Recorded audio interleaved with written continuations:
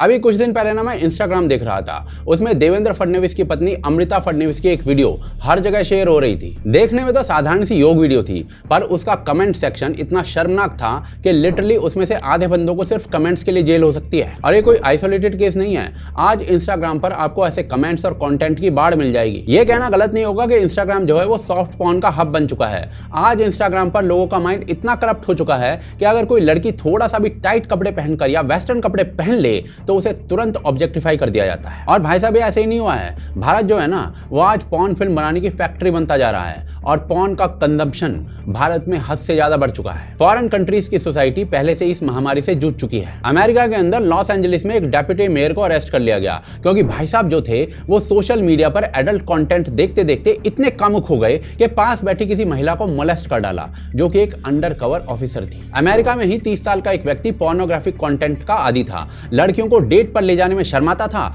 तो उसने अपनी 4 और 7 साल की भतीजियों के साथ वही करना आरंभ कर दिया जो उसे पॉर्न फिल्म में दिखता था। ऐसी खबरें जो हैं वो फॉरेन कंट्रीज में आम हो चुकी हैं। ब्रिटेन की एक रिपोर्ट के अनुसार जैसे जैसे सेक्सुअलाइज्ड कंटेंट का उपयोग सोशल मीडिया पर बढ़ता जा रहा है ना, वैसे वैसे ना महिलाओं के साथ एग्रेसिव और एक्सप्लॉयटेटिव बिहेवियर भी बढ़ने लग गया है। जैसे कि किसी लड़की को उसके खिलाफ हुए हारसमेंट के लिए ही ब्लेम कर देना या फिर उसके कंसेंट के बिना उसकी प्राइवेट फोटोज या वीडियोस को शेयर कर देना। और सबसे अलार्मिंग चीज यह है कि आज इंडिया भी उसी दिशा में आगे बढ़ रहा है। आज जब अमृता फडणवीस के नॉर्मल वीडियोस को इतना ऑब्जेक्टिफाई किया जा रहा है तो सोचिए कि वेस्टर्न लड़कियां जो अपने कल्चर के अनुसार सही से कपड़े पहन रही हैं, नॉर्मल कपड़े पहन रही हैं, अगर वो भारत आएंगी तो उनको किस लेवल पर ऑब्जेक्टिफाई किया जाएगा। और भाई साहब ऐसे ना कई वीडियोस हमारे पास हैं जो दिखा रहे हैं कि फॉरेनर्स जो हैं वो हारेसमेंट का शिकार हो रहे हैं भारत के अंदर।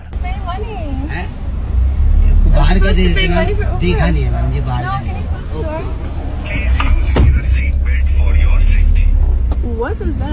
क्योंकि ये जो हारेसर्स है ना, इनके दिमाग का मैकेनिज्म यही हो जाता है कि कोई फॉरेनर यदि भारत में आ रही है तो कुछ लोग उसे ऐसे देखने लगते हैं जैसे एलियन आ गया हो। Malum मेरे पे böyle burası. Böyle duruyorlar arkanda. Böyle bekliyoruz. Böyle bekliyoruz. Böyle. Sen kamera açınca bazıları rahatsız olup gidiyor bak. Böyle duruyor. Bekliyor orada böyle. मतलब बात हुई थी, पर एक बार बात हुई थी बीच में, मतलब जब वो कॉल पे ही था उस टाइम वहीं पे थे हम भी, पूछ लीजिएगा वो भी जानता है। तो कुछ लोग जो हैं वो बिना कंसेंट के टच करने लगते हैं। Hi dear friends, it's my pleasure. Yeah. Yes, Cool. I like so much. Yes. ये जो आपको स्क्रीन पर दिख रही है ना, ये कल की न्यूज है। और इस सब का रिजल्ट ये है कि आज अमेरिका जैसे देश ट्रैवल एडवाइजरी जारी कर रहे हैं कि India is unsafe for solo female travellers. Canada जैसे जो देश है ना, उनमें भी यही एडवाइजरी निकाली गई है इंडिया में ट्रैवल करने के लिए। न्यूजीलैंड भी अपने ट्रैवलर्स को इंडिया में एक्स्ट्रा कॉशियस रहने को कहता है। तो भाई साहब सवाल हमें खुद से पूछना चाहिए, आखिर इंडिया का ये परसेप्शन बना क्यों है? क्यों कुछ लोग इंडियन सोसाइटी को पॉल्यूट करने पर तुले हुए हैं? और क्या इसके पीछे जो कंटेंट हम कंज्यूम कर रहे हैं उसका हाथ है? देखिए, ये बात समझने से पहले ना मैं आपको एक बात क्लियर कर देता हूं कि किसी को देखकर उसकी तरफ अट्रैक्ट होना एक नेचुरल ह्यूमन रिस्पॉन्स है, एक फिनोमेनन है। हम इसे डिनाई नहीं कर सकते हैं। लेकिन एक सिविलाइज सोसाइटी वही है जहां इंपल्स को एक्शन में ट्रांसलेट करने से पहले संयम आ जाता है। बिना कॉन्सेंट के एक्ट करना, बाउंड्रीज को तोड़ना, वहीं से समस्या शुरू हो जाती है। Steering, following, unwanted remarks, unsolicited photos, ये सब हारेसमेंट के दायरे में आते हैं। और भाई साहब ये हर महिला की प्राइवेसी, कंफर्ट और डिग्निटी पर सीधा हमला है। आपको ये सब कुछ बोलने, देखने और रिएक्ट करने का लाइसेंस नहीं है। Freedom of thought does not mean freedom to violate. लेकिन अफसोस की बात यह है कि सोशल मीडिया प्लेटफॉर्म पर यह बाउंड्री एग्जिस्ट नहीं करती है। आज कई फीमेल क्रिएटर्स जो हैं वो इसी चीज को एक्सप्लॉइट कर रहे हैं। उन्हें पता है कि अब टैलेंट से ज्यादा ये चीजें बिक रही हैं और इसीलिए ऐसे फीमेल क्रिएटर्स की इंस्टा पर बाढ़ आ गई है जिन्होंने इस प्लेटफॉर्म को डिजिटल हीरा मंडी बना दिया है और जिससे अल्टीमेटली आज इंस्टाग्राम किसी कीचड़ से कम नहीं बन गया। एक टाइम था जब एमएमएस का लीक होना ना किसी की जिंदगी को तबाह कर देता था। आज लोग वही कंटेंट खुद शूट करके अपलोड कर रहे हैं। और भाई साहब मजे की बात यह है कि व्यूज, लाइक्स और फॉलोअर्स उसी कंटेंट से मिलते हैं। इसीलिए लड़कियां अब जानबूझकर प्रोवोकेटिव रील्स बना रही हैं क्योंकि उनको पता है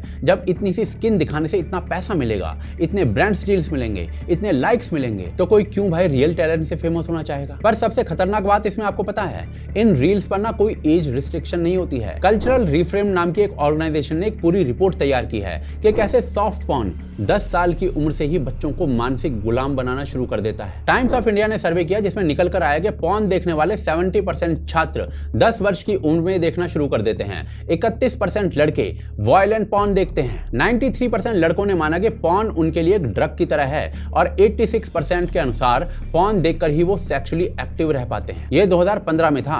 आज सोचिए ये महामारी किस हद तक खतरनाक हो चुकी होगी। 2020 में तमिलनाडु में हुए एक सर्वे में पता चला कि 84% प्रतिभागी हर रोज पॉर्न देख रहे हैं, जिसके कारण 61% का स्लीपिंग पैटर्न बिगड़ चुका है। 66% ने यह माना कि पॉर्न देखने से ही उनकी रिलीजियस लाइफ बिगड़ चुकी है। 67% के अनुसार उनका बिहेवियर बेहद एग्रेसिव और बेचैन हो चुका है। 58% डिप्रेस्ड रहते हैं। Like working out, that's a dopamine hit. Right. Making love to your spouse, that's a good dopamine hit, right?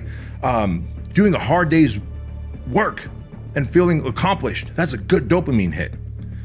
Watching porn secretly because you don't want to be found because you'll feel guilt and shame and getting a dopamine hit, you're conditioning yourself to get dopamine out of negativity. देखिए, हम ये नहीं कह रहे हैं कि Insta पर soft porn देखने वाला या पॉर्न देखने वाला हर व्यक्ति क्रिमिनल बन जाता है, ऐसा नहीं है। पर पॉर्न जो है ना, वो उस विचार को मस्तिष्क में सामान्य अवश्य बना रहा है जो सामान्य परिस्थिति में किसी सामान्य मानव के लिए कभी विचार करने योग्य भी नहीं था। पॉर्न जो है ना, उस क्राइम को बढ़ा रहा है जो दुर्दांत अपराधी के लिए भी असाधारण है। और अमृता फडणवीस की ड्रेस पर हो रही घटिया कमेंट्री जिस थॉट से निकल रही है ना, वो थॉट लोगों के दिमाग में इसी पॉर्न से जन्म ले रहा है।